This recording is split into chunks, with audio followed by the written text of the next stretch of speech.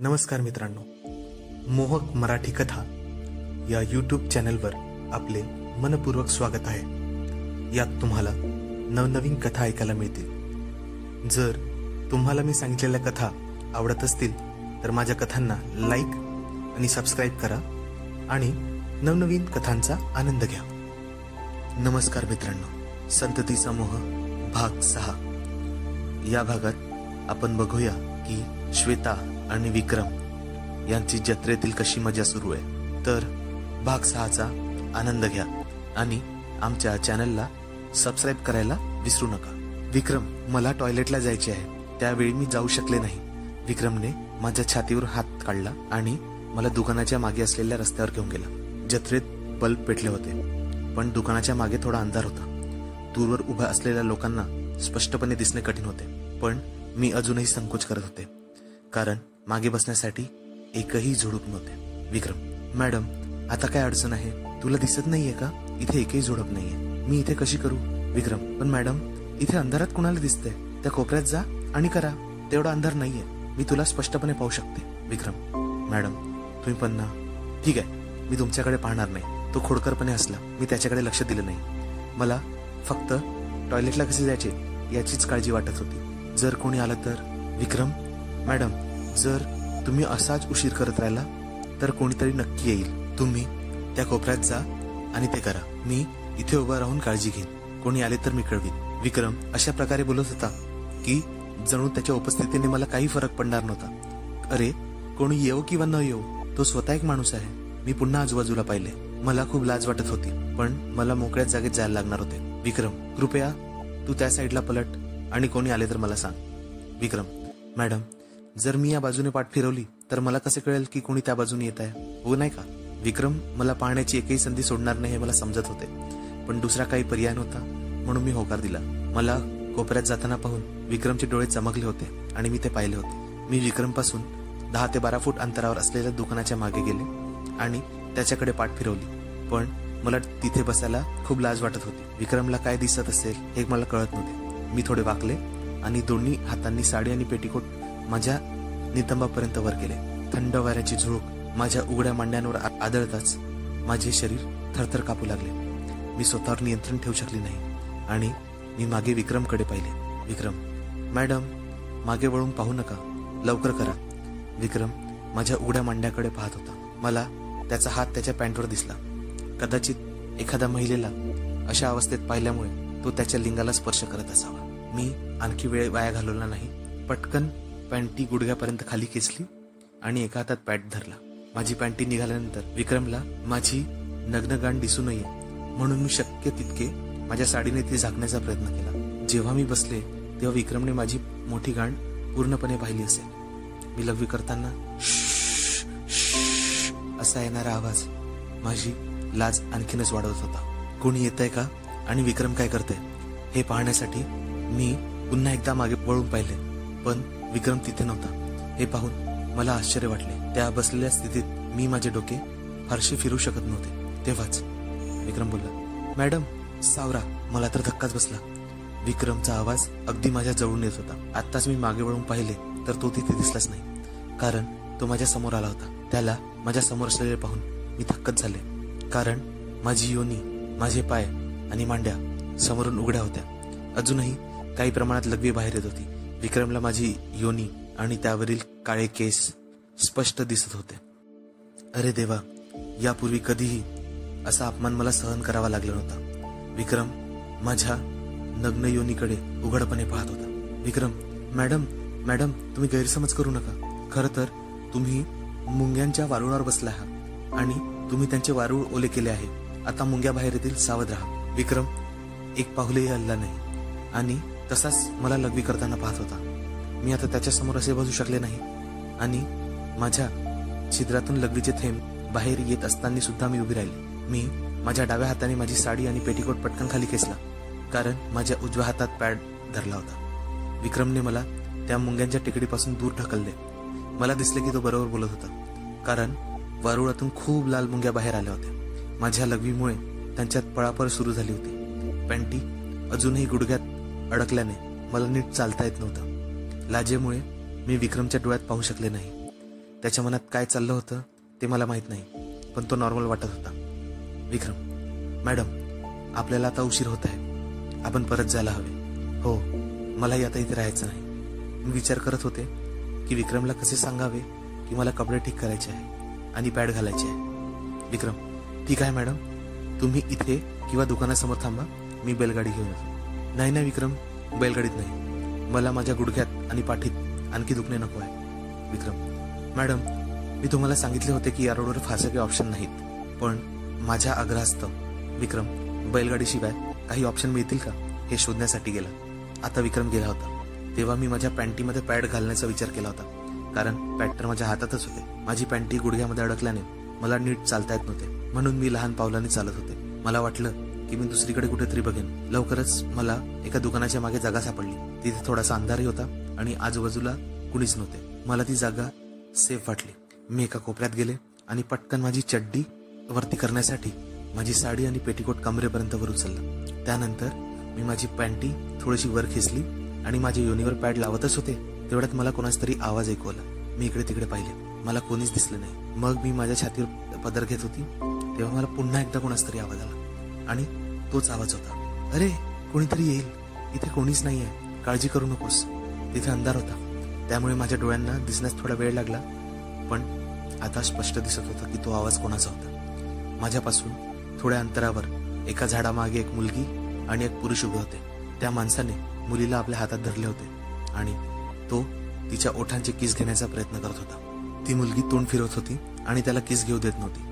मग त्या माणसाने ब्लाऊजच्या बाहेरून त्या मुलीचे स्तन धरले आणि तो दाबू लागला. आता मुलीचा प्रतिकार कमी होऊ लागला. थोड्याच वेळात मुलींच्या बोटांनी त्या माणसाच्या केसांना कुरवाळायला सुरुवात केली आणि त्या माणसाने आपले ओठ मुलीच्या ओठावर चिपकवले. मग किस घेताना त्या पुरुषाने मुलीच्या स्कर्टच्या बाहेरून एक हात तिच्या नितंबावर ठेवला आणि मालिश करू लागला.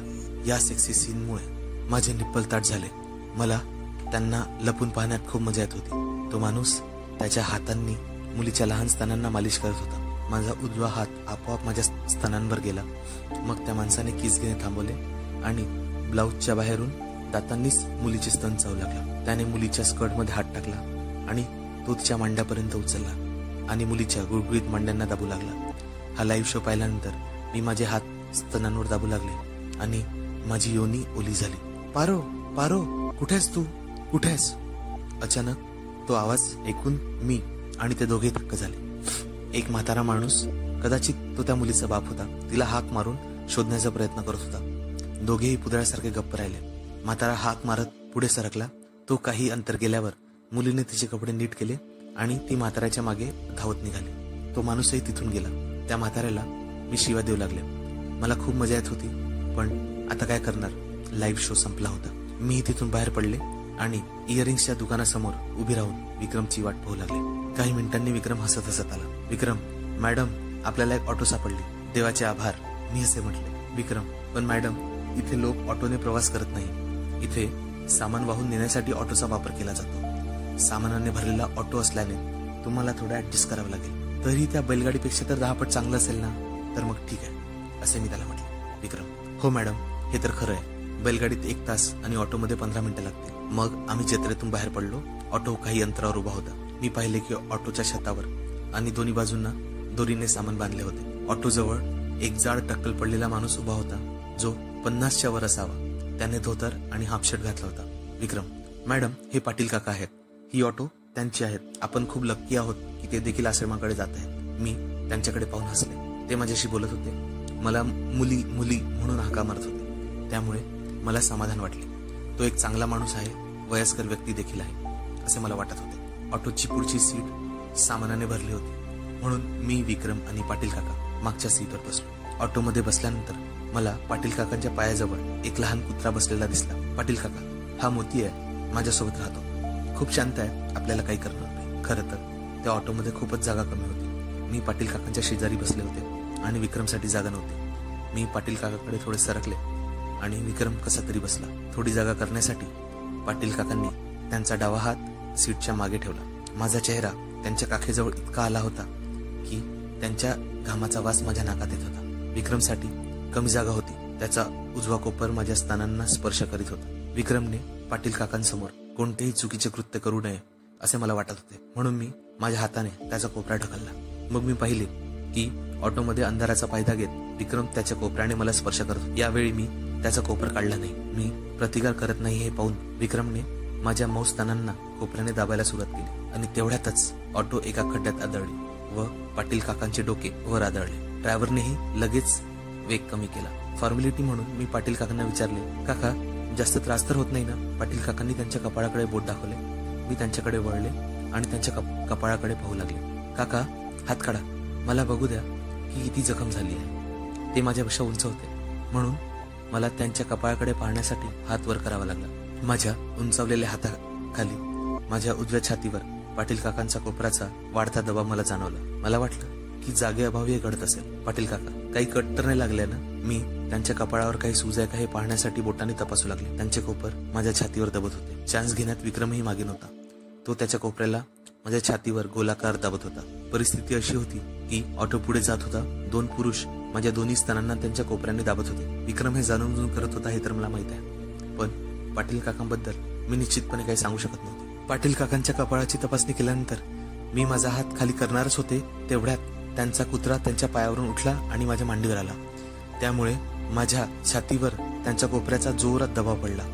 आता मला माझा उजवा हात पाटील काकांच्या मागे असलेल्या सीटवर ठेवावा लागला, कारण पाटील काकांनी त्यांचा हात माझ्या मागून काढला होता आणि जागा तर कमी होती. विक्रम, मॅडम तुम्ही तुमचा हात पाटील काकांच्या मागे ठेवला आहे, तसाच मीही माझा हात तुमच्या मागे ठेवेन, त्यामुळे तुमच्यासाठी बसायला थोडी जागा होईल. तेवढ्यात एक सायकलवाला समोरून आला आणि त्याने हात हलवत आम्हाला थांबण्याचा इशारा केला. जेव्हा ड्रायव्हरने ऑटो थांबवला तेव्हा त्या माणसाने सांगितले की पुढे ऍक्सिडेंट झाला आहे, त्यामुळे रस्ता बंद आहे, तुम्हाला येथून डाव्या रस्त्याने जावे लागेल. या रस्त्याला किती वेळ लागेल मी विचारले. विक्रम, कमीत कमी 45 मिनिटे लागतील.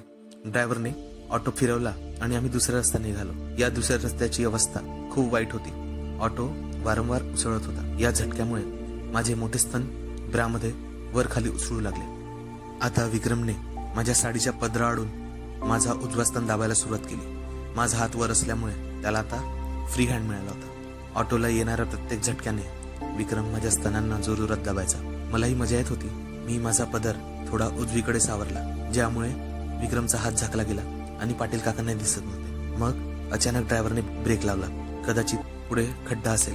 विक्रमचा हात माझ्या छातीवर होता. पाटील काकांनी त्यांचा उजवा हात मोतीच्या डोक्यावर ठेवला होता. अचानक ब्रेक लावल्यामुळे पाटील काका आणि विक्रम दोघांच्याही हातांनी माझे स्तन एकाच वेळेस दाबले गेले. पाटील काका, काय रे, ही कोणती पद्धत आहे? नीट गाडी चालव. ड्रायव्हरने माफी मागितली. पाटील काका, मुली तू ठीक आहेस ना? मी थोडे गोंधळले. हा म्हातारा माणूस विचारपूस करत आहे आणि त्याची बोटे माझ्या स्तनांना स्पर्श करत आहे. मग मला वाटलं की या म्हाताऱ्याबद्दल मी चुकीचा विचार करत आहे, त्याला माझी काळजी असेल. नाही नाही, मी पूर्णपणे ठीक आहे. विक्रमने माझ्या छातीवरून हात काढल्यानंतर मी सुटकेचा निश्वास सोडला. मला वाटलं आता तो व्यवस्थित बसेल, पण तो माझ्या खांद्यावर माझ्या ब्लाउजवरून हात फिरवायला लागला. त्याचे बोट माझ्या खांद्यावर असलेल्या ब्राच्या स्ट्रॅपला स्पर्श करू लागले आणि वर खाली करू लागले. मागच्या बाजूला असलेल्या माझ्या ब्लाउजच्या हुकपर्यंत पोहोचले. माझे शरीर थरथर कापायला लागले. विक्रमच्या खोडकर कृत्याकडे लक्ष जाऊ नये म्हणून मी पाटील काकांच्या मोतीशी बोलू लागले. मोती, यू यू यू यू मोती, डोके हलव. मी मोतीसोबत काहीतरी बोलून त्यांचे लक्ष डायव्हर्ट करत होते. दरम्यान विक्रम त्याच्या बोटांनी माझ्या ब्राचा पट्टा ओढत होता आणि परत सोडत होता. त्याच्या या खेळामुळे मी सुद्धा उत्साहित होऊ लागले. काही वेळाने विक्रमला कंटाळा आला आणि त्याने माझ्या ब्राच्या पट्ट्याशी खेळणे बंद केले. माझ्या पाठीला स्पर्श करत त्याचा हात ब्लाउज आणि साडीच्या मध्ये माझ्या कमरेवर आला. पाटील काका, मुली जर तुला मोती आवडत असेल तर त्याला तू मांडीवर घेऊन बसव. नाही नाही, तो मला चावेल. पाटील काका, मुली माझ्यावर विश्वास ठेव, तो चावणार नाही. पाटील काकांच्या मागून हात काढला आणि दोन्ही हातांनी मोतीला माझ्या मांडीवर बसवायला सुरुवात केली. पण अनोळखी व्यक्तीच्या मांडीवर बसायला भीत असावा कदाचित. पाटील काका, मुली घाबरू नकोस, तो काही करणार नाही. मोती, उडी मारू नकोस. पाटील काका माझ्याकडे वळले आणि मोतीला माझ्या मांडीवर ठेवले. पण मोती उड्या मारत होता म्हणून पाटील काका मोतीला त्यांच्या दोन्ही हातांनी धरून ठेवले होते. विक्रमचा हात माझ्या कमरेवर होता आणि तो माझ्या पेटीकोटमध्ये बोट घालण्याचा प्रयत्न करत होता. पण पाटील काका माझ्या जवळ असलेले पाहून विक्रम थांबला. काही वेळाने मोती शांत झाला आणि माझ्या मांडीवर बसला. तोपर्यंत पाटील काकाच्या बोटांनी माझे स्तन अनेक वेळा दाबले होते. विक्रमने पाहिले की आता मोती शांत बसला आहे, तर त्याने पुन्हा माझ्या पेटीकोटमध्ये बोट घालायला सुरुवात केली आणि माझ्या पॅन्टीला स्पर्श करण्याचा प्रयत्न सुरू ठेवला. मी माझा पेटीकोट घट्ट बांधला होता हे चांगले होते, त्यामुळे विक्रमचे बोट आत जास्त खोलवर जाऊ शकत नव्हते. पाटील काका, मुली, मी एक हात मोतीवर ठेवतो, म्हणजे त्यांनी पुन्हा उडी मारली तर मी त्याला पकडेल. पाटील काका माझ्या जवळ आले आणि मोतीच्या डोक्यावर हात ठेवला. मोती इकडे तिकडे हात हलत होता आणि पाटील काकांची बोटे माझ्या स्तनांवर घासत होती. पाटील काका, मुली, मी मोत्यावर हात ठेवला आहे, आता तुला घाबरायची गरज नाही. विक्रमने माझ्या पेटीकोटमध्ये बोट घालण्याचा खेळ थांबवला होता. आता त्याने त्याचा हात आणखी खाली घेतला आणि साडीच्या बाहेरून तो माझ्या नितंबांना स्पर्श करत होता आणि माझ्या मोठ्या लोण्यासारख्या मऊ नितंबामध्ये खूप रस आहे हे समजून तो त्याला दाबण्याचा प्रयत्न करत होता.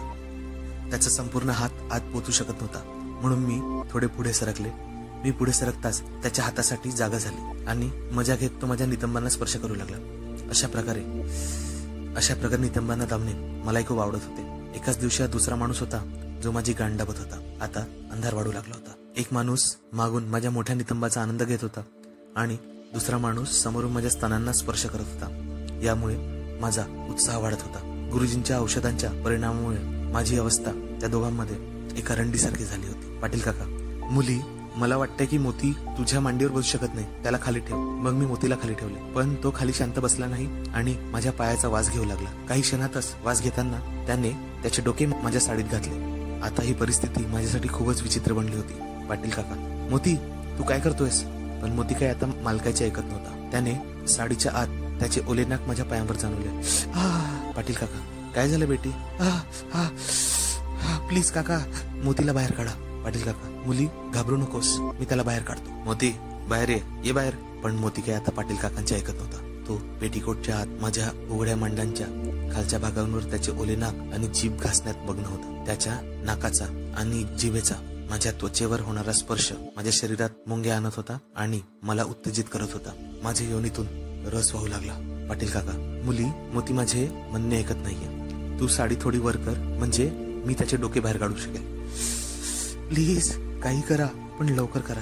अरे अरे मोती त्याचे नाक वरच्या दिशेने ढकलत राहिला. त्याच्या जिभेने स्पर्श केल्यामुळे माझ्या मांड्या ओल्या झाल्या आणि थंडी वाजल्याने मला एक विचित्र गुदगुल्या जाणवत होता. त्या खोडकर मोतीच्या कृत्यामुळे माझे शरीर थरथर कापत होते. मी माझे शरीर इकडून तिकडे हलवत होते. मला असं वाटत होतं की जणू एखादा माणूसच माझ्या मांड्या चाटत आहे आणि मी कणत आहे. माझी अवस्था एकदमच वाईट होती. मग पाटील काका थोडे वाकले आणि साडीसह पेटीकोट वरती उचलू लागले. माझी अवस्था पाहून विक्रमने माझा डावा हात त्याच्या डावा हाताने धरला आणि मागून त्याचा उजवा हात घेऊन उजवा हाताने माझा खांदा धरला. त्याच्या आधाराने मी त्याच्या शरीरावर मागे झुकले. याचा पुरेपूर फायदा त्याने घेतला आणि त्याचा तळहात माझ्या उजव्या छातीवर ठेवला. पाटील काकांनी साडी वर केली आणि तसेच मोदीने त्याचे नाक आणखी वर ढकलायचा प्रयत्न सुरू केला. आता पाटील काकाही आपले वय विसरून संधीचा फायदा घेण्यात मग्न होते. माझी साडी उचलण्याच्या बहाण्याने ते माझ्या पायांना हात लावू लागले. त्यांना आता मोतीला बाहेर काढण्यात रस नव्हता. मोती माझ्या पायांमध्ये असल्याने माझे पाय पसरले होते. आता पाटील काकांना साडी आणखी वर काढणे कठीण चालले होते, पण म्हातारा उत्साहाने भरला होता. त्याने माझ्या नितंबाखाली हात ठेवला आणि माझी उजवी मांडी थोडी वर केली आणि माझी साडी वर खेचण्याचा प्रयत्न करू लागला. अरे अरे अरे, प्लीज असं करू नका. पण त्या हरामी म्हाताऱ्यामुळे माझी आता मांडी पूर्णपणे नग्न झाली होती. साडी उंचावल्यामुळे मोती आता झाकलेला नव्हता, पण पाटील काकांनी मला संधी दिली नाही आणि विक्रमच्या बाजूने साडी उचलली. आता माझी साडी आणि पेटीकोट पूर्णपणे वर आले होते. मी पॅन्टी घातली होती, नाहीतर माझी नग्न योनी चालत्या ऑटोमध्ये दिसली असती. मी त्याला ते करू नको असे सांगत राहिले, पण विक्रम थांबला नाही. मोती माझ्या पॅन्टीचा वास घेत होता. त्याच्या लाळेने माझ्या मांड्या पूर्ण ओल्या झाल्या होत्या. माझा डावा हात विक्रमने धरला होता म्हणून मी माझ्या उजव्या हाताने मांड्या पुसू लागले. पाटील काकांनी मला एका निर्लज्ज स्त्रीप्रमाणे कमरेपर्यंत नग्न केले होते. मी महिला असल्याने मी स्वाभाविकपणे म्हणत होते की असं करू नका, तसं करू नका. पण या तिघांच्या कृतीमुळे माझा उत्साह खूप वाढला होता. माझ्या योनीतून रस वाहत होता. मोती माझ्या गुडघ्यांवर पाय ठेवून बसला होता आणि माझ्या पॅन्टीत नाक घालून रसाचा वास घेत होता. सुरुवातीला विक्रम माझ्या साडीच्या पदरामध्ये हात घालून माझ्या स्तनांना हळूवारपणे स्पर्श करत होता, पण मला त्या अवस्थेत पाहून तोही पूर्णपणे फायदा घेऊ लागला. त्याने माझ्या उजव्या छातीला त्याच्या उजव्या हाताच्या बोटाने धरले आणि जोरात दाबायला सुरुवात केली. मी आधारासाठी त्याच्या शरीरावर टेकले. त्याने माझे स्तन इतक्या जोरात दाबले की आता मला श्वास घ्यायला कठीण वाटत होते. त्याने माझा डावा हात हातात धरला. त्या अवस्थेत मी उत्साहाने थरथर कापत होते. पाटील काका त्या चालत्या ऑटोमध्ये माझे कपडे उतरवण्याचा प्रयत्न करत होते. सर्व लाज आणि आदर बाजूला ठेवून तो म्हातारा आता त्याच्या हातांनी माझ्या उघड्या मांसल मांड्यांची मालिश करत होता. मी माझ्या उजव्या हाताने मोतीची लाळ माझ्या मांडीवरून पुसण्याचा निरर्थक प्रयत्न करत होते. पाटील काकांनी माझा हात धरला आणि दुसऱ्या हाताने माझ्या मांड्या पुसू लागले. माझ्या मऊ आणि गुळगुळीत मांड्यांवर त्यांच्या खडबडीत हातांचा स्पर्श मला वेड लावत होता. ते लाळ पुसण्याच्या बहाण्याने माझ्या गुडघ्यापासून माझ्या पॅन्टीकडे हात फिरवत होते. त्यांच्या बोटांनी माझ्या पॅन्टीला स्पर्श केला. माझ्या पॅन्टीवर मोतीचे थंड नाकही मला जाणवत होते. पॅड माझ्या योनीवर ठेवलं होतं, नाहीतर पाटील काकांनी बोटांनी आणि मोतीनी नाकानी माझ्या योनीला स्पर्श केला असता. माझे शरीर थरथर कापू लागले. माझ्या योनीतून रस वाहत असताना मी कामोत्तेजित झाले. अरे प्लीज, काय करताय? आता मात्र पुरे झाले होते. परिस्थिती नियंत्रणाबाहेर जात होती. मला अपोज करावा लागत होता, पण माझ्या एकाला तिथे कोणी नव्हतं. किमान मोतीला तरी बाहेर काढा. पाटील काका आणि त्यांच्या मोत्यांमुळे मला कामोत्तेजना झाली. विक्रमने मला आधारासाठी धरले होते, पण त्याने माझा उजवा स्तन पूर्ण दाबला होता. माझ्या साडीचा पदर अजून वर सरकला होता. विक्रमने आपला हात लपवण्यासाठी पदर स्तनावर ठेवला होता. आता मोती नाक वर करून माझ्या स्तनांना स्पर्श करत होता. पाटील काकांनी माझा हात सोडला आणि त्यांचा डावा हात माझ्या मागे घेतला. मला वाटलं की ते सीटच्या मागे हात ठेवत आहे, पण प्रत्यक्षात हा म्हातारा माझ्या पॅन्टीकडे वळला होता. मग त्याने उजव्या हाताने मला थोडे हलवले आणि त्याचा डावा तळहात माझ्या नितंबाखाली ठेवला. या तिघांच्या कृतीमुळे मी परमानंदाच्या स्थितीत होते. माझ्या उघड्या नितंबावर पाटील काकांच्या तळहातांचा स्पर्श मला रोमांचित करत होता. पाटील काका, मुली काळजी करू नकोस, मी तुला मोतीपासून वाचवतो. पाटील काकांनी त्याचा दुसरा हात तोंडांसमोर ठेवून माझे स्तन झाकले होते. ते त्यांच्यासाठी एक निमित्तच बनले होते. त्यांनी माझ्या छातीला हात धरून जोरात दाबायला सुरुवात केली. आता दोन्ही स्तन दोन्ही पुरुष दाबत होते आणि मोती शांतपणे पाहत होता. अरे असं करू नका. मला पुन्हा कामोत्तेजना झाली. पाटील काका आणि विक्रम दोघेही एक एक करून माझे स्तन दाबत होते. पाटील काका त्यांच्या दुसऱ्या हाताने माझ्या नितंबाला मालिश करत होते. विक्रमने माझा हात सोडला आणि त्याचा डावा हात पुढे नेला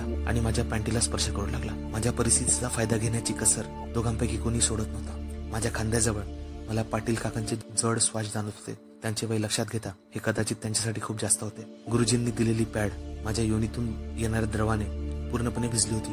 मला खूप जोराचा ऑर्गॅझम आला होता. आता मी थकले होते. विक्रमने माझ्या उजव्या स्तनावरून त्याचा हात काढला, पण पाटील काकांचे अजूनही समाधान झाले नव्हते. ते अजूनही माझ्या डाव्या छातीवर दाबत होते. त्यांनी माझ्या नितंबाची गोलाई मोजण्यापासून अजूनही हात हटवला नव्हता. आजपर्यंत कोणीही माझ्या उघड्या नितंबांना अशा स्पष्टपणे मालिश केली नव्हती. मग ड्रायव्हरने सांगितले की आपण मुख्य रस्त्यावर पोहोचलो आहोत. सुदैवाने तो आम्हाला पाहू शकला नाही, कारण सीटच्या मागच्या भागातही सामान भरले होते. माझ्या कपड्यांची अवस्था पाहून मी एक दीर्घ श्वास घेतला. मला आश्चर्य वाटले की इतकी उत्साहित होऊनही मला सेक्स करायची फार इच्छा का नाही झाली. मला वाटलं कदाचित गुरुजींच्या औषधी वनस्पतींचा हा परिणाम असावा, कारण सामान्य स्थितीत जर कोणती स्त्री इतकी उत्तेजित झाली तर ती सेक्स केल्याशिवाय राहू शकणार नाही. उत्साह संपल्यावर मी शुद्धीवर आले. मी पटकन माझी साडी खेचली आणि माझे उघड्या मांड्या आणि पाय झाकले. मग मी माझ्या साडीचा पदर नीट केला आणि माझे स्तन झाकले. या दोन्ही पुरुषांनी दोन्ही हातांनी मला खूप दाबले होते. त्या क्षणी मी पाटील काकांना त्यांच्या धोत्रातून त्यांचे लिंग ऍडजस्ट करताना पाहिले. कदाचित ते मला शोधू शकले नाही याबद्दल ते स्वतःच्या लंडाला सांत्वना देत असावे. पाटील काका, बेटी तुझा ब्लाऊज ओला झालाय, कदाचित दूध बाहेर आले असेल. मी तुला पुसण्यासाठी रुमाल देऊ का? नाही नाही, दूध नाहीये. मोतीने त्याच्या जिभेने ओले केले. मग आम्ही आश्रमात पोहोचलो. मी, पाटील काका आणि मोती दोघांपासूनही मुक्त झाले. पण ऑटोमधून उतरताना मला खाली उतरण्यास मदत करण्याच्या बहाण्याने पाटील काकांनी एकदा शेवटी माझ्या नितंबांना दाबलेच. त्यानंतर मी आश्रमात पोहोचले. ऑटो निघून गेल्यानंतर विक्रम आणि मी एकटेच चालत राहिलो. ऑटोमध्ये घडलेल्या घटनेच्या लाजेमुळे मी विक्रमच्या डोळ्यात पाहू शकले नाही आणि लगेच माझ्या खोलीत गेले. मला आंघोळीची नितांत गरज होती. माझे संपूर्ण शरीर चिकट झाले होते. मी थेट बाथरूम मध्ये गेले आणि पटकन माझे कपडे काढले. मग मला दिसले की माझ्या ब्लाऊजचा तिसरा हुक तुटला होता आणि तो लटकत होता. तिथे काही कापडी फाटले होते. मला हे ऑटोमध्ये दिसले नव्हते. विक्रमच्या स्तनांवर पडलेल्या दाबामुळे माझा ब्लाऊज फाटला असावा. त्या ऑटोमध्ये विक्रमने माझे जितके स्तन दाबले तितके आजपर्यंत कोणीही दाबले नव्हते. मी पटकन नागडी झाले. पॅन्टीमधून पॅड काढले, कोपऱ्यात ठेवले आणि आंघोळ करून दिवसभरात माझ्यासोबत जे काय झाले ते मी आठवू लागले. प्रथम टेलरच्या दुकानात, नंतर जत्रेत आणि आता ऑटोमध्ये. माझ्या मनात अपराधपणाची भावना निर्माण करत होती. त्यानंतर काही विशेष घडले नाही. सुदेश माझ्या खोलीत आला आणि पॅड घेऊन गेला. नंतर तो जेवणही घेऊन आला आणि त्याने सांगितले की सकाळी 6:30 वाजता गुरुजीकडे जायचं आहे. मग मी सकाळी गुरुजीच्या खोलीत गेले. गुरुजी, रश्मी, कालचा दिवस कसा होता ते सांग. हो, ते म्हणजे मी काय बोलावे मला कळतच नव्हते. मी 2 अनोळखी पुरुषांकडून मालिश करून घेतली. त्यांनी माझे स्तन दाबले, माझ्या उघड्या मांड्यांनी नितंबांना स्पर्श केला. मी हे एका निर्लज्ज स्त्रीप्रमाणे अनुभवले. हे मी गुरुजींना कसे सांगणार? गुरुजी, ठीक आहे रश्मी, मला समजते तू एक गृहिणी आहेस. या कृतीला स्वीकारणे तुला नैतिकदृष्ट्या खूप पेनफुल असेल. तुला कदाचित हे चुकीचे वाटले असेल आणि कदाचित तुला अपराधी वाटले असेल. पण तुझे ओले पॅड्स पाहून मला कळले की ते तुला किती आवडले आहे. हो, 2 वेळा मला खूप जोराचे ऑर्गॅझम आले. गुरुजी, ही चांगली गोष्ट आहे रश्मी. हे बघ, तू याबद्दल अजिबात विचार करू नकोस. मला वाटतं आता सर्व नैतिक अनैतिक गोष्टी विसरून जा आणि मी तुला सांगितलेल्या ध्येयावर लक्ष केंद्रित कर. दिवसातून 2दा ऑर्गॅझम, आज आणि काल दोन्हीही. तुला तुझ्या समोर येणाऱ्या परिस्थितीनुसार प्रतिसाद द्यावा लागेल आणि तसंच रिस्पॉन्स करावा लागेल. तुझ्या उपचारांसाठी हे खूप महत्वाचं आहे. जाणून घे, स्खलनाचे प्रमाण तुझ्या गर्भवती होण्याची शक्यता ठरवेल. गुरुजी काही क्षण गप्प राहिले. गुरुजी, आज तू शहरातील एका स्मारकाच्या पूजेसाठी जावे अशी माझी इच्छा आहे.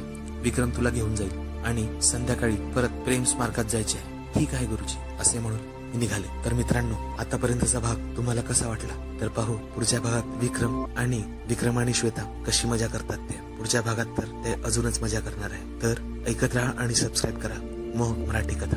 धन्यवाद.